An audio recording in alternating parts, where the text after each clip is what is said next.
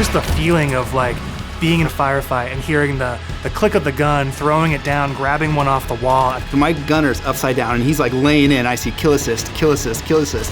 Any pistol across any of the games. Whatever gun allows me to feel the most like John Wick, I am there. And remember how excited I was with like this big combat with vehicles going all over the place. Halo means something different for everyone, right? I think that's what makes Halo great.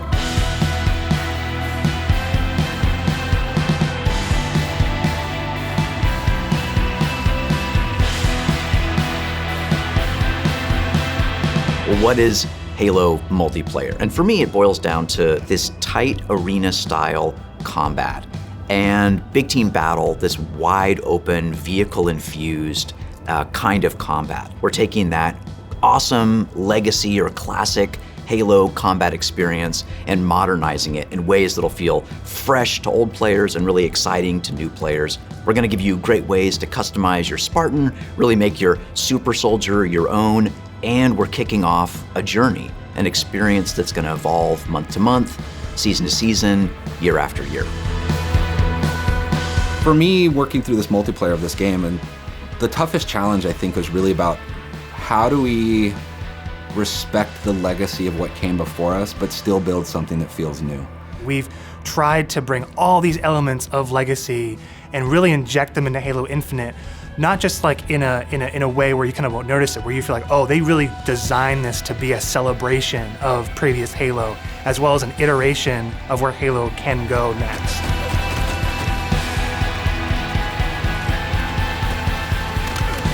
The vision of Arena was all about a tight experience. It was all about being fair. It was all about earning everything on the map, earning everything, every kill you get. Going back to like what is the core foundation of what made the great Halo multiplayer arena matches great. Halo, it's really about fair and balanced starts, so everybody's on equal footing when they come off the rip. And then once they start running around, it's about scavenging, it's about finding new toys and kind of developing your playstyle as you run through the match. What makes Halo feel like Halo? I feel like the answer to that question is the Sandbox. Like, the Sandbox is Halo. When we set out to look at Halo Infinite from a high level and the direction of what it is, there's lots of exciting things there because we really wanted to push what are the things that are true to Halo, but what are the things that fans haven't seen yet? Equipment is back, but equipment is kind of has a bigger voice than ever before. We ask questions to ourselves of if you could go after a power weapon to get a bunch of kills, would you do that, or could you go and get grapple to make sure that you swing yourself to the other side of a map to back cap a stronghold?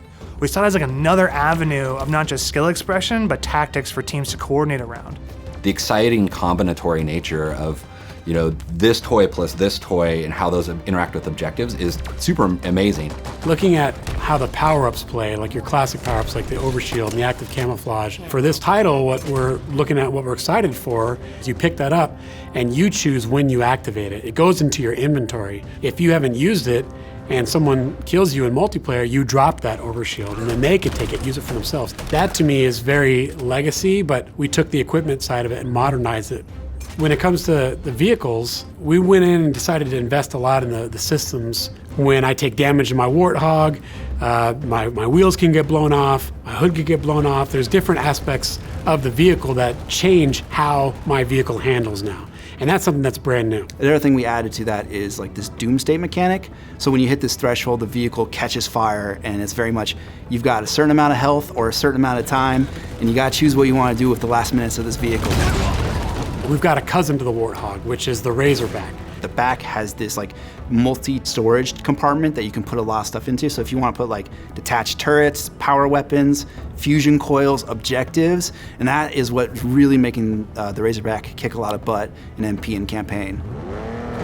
The levels define pace for the game, how frantic it is, and they define that iconic fantasy for players as they're entering that match. What do they want to do? What type of experience are they hoping to have? What kind of combat, what kind of dance floor is there available to have that combat in?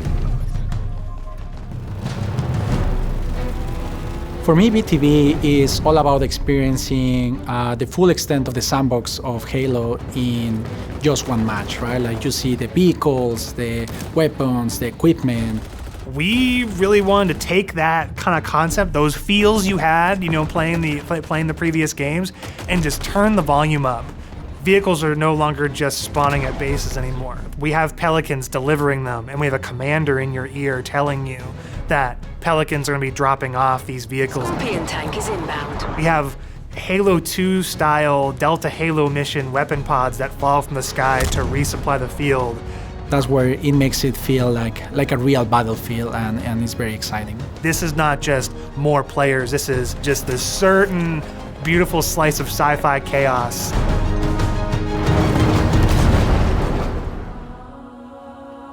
The announcer is your big gameplay moments, your game modes, just like the way it was before. Personal AI is really a reflection and information for the player. Personal AI, designation button. So if a player grabs a flag, your personal AI is going to tell you to, get that thing back to base and give you some moment-to-moment updates. Our team took the enemy flag. What if we can let players choose their own AI, and each one of those are different voices, so that players can find the one that fits their personality and their mood the best? They add the sense of me as a Spartan being more important, and for us in multiplayer, it is really about becoming a Spartan. You're Spartan. You are you inside of the Halo universe. The body of customization content that we have on day one ensures that there will be millions of customization combinations for Spartans on the battlefield. That includes things like armor coatings, armor emblems, various armor effects, down to the individual armor pieces. So your shoulders, your gloves, your knee pads, your helmet, your visor, your helmet attachments. Then you look at weapons, and we've got a whole slew of customization offerings there. Vehicles have a huge pool of customizations too. We support customization in the game. Players can do the same thing on HaloWaypoint.com, as well as the Halo Waypoint app. The player also customizes the Spartan, the soldier inside the suit. We want the Spartan to represent the player as much as possible. They can change their body type and their voice, as well as choose prosthetics for the first time. Coatings offer us a unique opportunity to craft some hyper-polished looks and let you express yourselves in ways you've never been able to before. We're coming at this from a player-first mentality. So what that means is that there's no random loot in this. There's no loot boxes. It's very important to us that everyone understands exactly how they unlock customization content, and we have a variety of places where they can do that. First off is the Battle Pass. The Halo Battle Pass will never be taken away from you. And what I mean by that is once you buy it, it's yours and does not expire. In future seasons, you can purchase old Battle Passes as well as the current Battle Pass and choose which Battle Pass to put your progression towards. All of these rewards are single source, so you're never going to be confused about where things come from. If you can unlock something in the Battle Pass, we're not going to let any other players circumvent that by purchasing it out of the storefront. A lot of our stuff is unlocked through playing the game and only through playing the game. All customization is just cosmetic. Every season will have its own theme and introduce new components, new looks, new gameplay for players, new opportunities to earn and collect cool rewards. We've seen the Samurai already. That's one of our event armor cores, and that's going to be something that players can earn through gameplay for free. With us going free to play for the multiplayer part of the game, that was a big goal because, how do we have a way we can always bring players in, right? And they can, when we have a new update, they'll just dip their toes in if they even just want to see it. Not only are we free to play, but we're free to play on PC as well as console. And what that means is we're able to get the biggest audience we've ever had. Everybody gets to play with no barriers. And even better, your progression carries from one platform to the next. Getting our game to be on PC and console at the same time is an amazing chance for us to really just kind of excite new players about the game. How can we do things like make cross-play interesting, and even in just customs, being able to just play with your friends. That some people have PCs and some people have consoles, and let them talk to each other, let them be friends. Why are you here?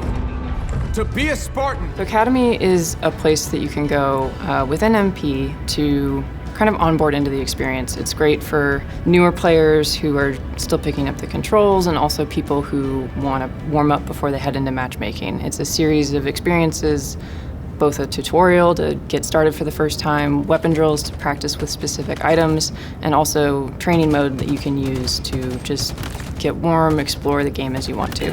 For players who are new to Halo, let's help them learn what this universe is about some of these characters, what are they about?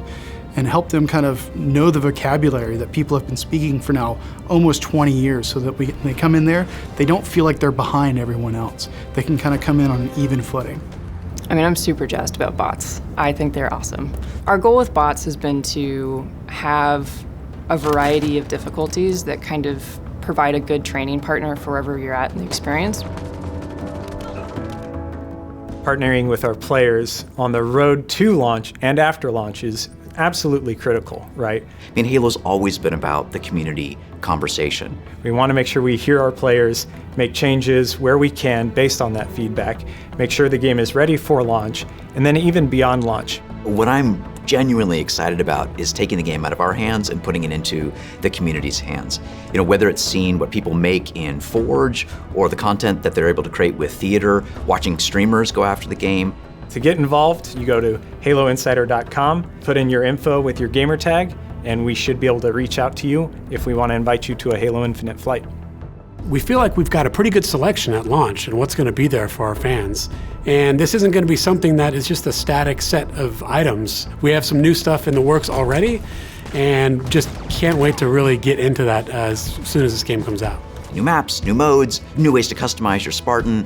Launch is just the beginning. Now we're just going to be able to talk, interact more frequently, and that's just going to be great. That is the future of Halo Infinite multiplayer. Thank you to the community for all their feedback over the years so far, and I'm looking forward to the road to launch, launch itself, and beyond.